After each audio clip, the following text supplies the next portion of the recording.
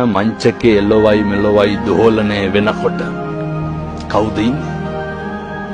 අනුන් වෙනුවෙන් සැප සතුට තීරණය කරපු අපි, අනුන් වෙනුවෙන් ගෙවල් දොරවල් හදපු අපි, අනුන් වෙනුවෙන් තමන්ගේ ආධ්‍යාත්මය නාස්ති කරගත්ත අපි තථාගතයන් වහන්සේ දේශනා කරනවනේ පින්තුනේ මරණ මංචකේ ලොවයි මෙලොවයි දෝලණය වෙනකොට පුත්තාමත්ති ධනම්මත්ති තිබාලෝ විහඤ්ඤති අත්තාහි අත්තනෝ නත්ති පුතෝ ධනං. අපිට අපිවත් නැති වෙනවා.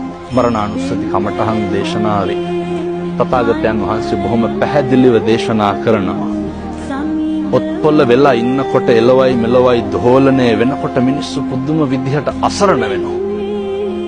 එතකොට කිසිම කෙනෙක් තමන්ගේ ශක්තියට තමන්ගේ හේවණල්ලට නැහැ. ඒක තේරුම් ගන්නට තමයි උන්වහන්සේ මරණානුස්සතිය දේශනා කරේ ජීවත් වෙලා ඉන්න කාලය තුල. මිනිස්සුන්ට පුළුවන් නම් මේ කාරණේ ජීවත් වෙලා ඉන්නකොට තේරුම් ගන්න. මිනිස්සු අතින් සිද්ධ වෙන අකුසල් ප්‍රමාණය ස්වල්පයි.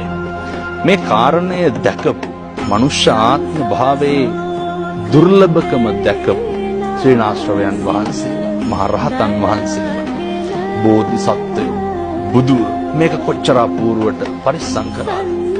මෙහෙම දේශනා කරන්නේ මේ මනුෂ්‍ය ආත්ම භාවයේ තියෙන දුර්ලභකම නිසාමයි. එක වචනයකින්වත් සංසාරය දිග්ගස්ස ගන්න හොඳ නැහැ.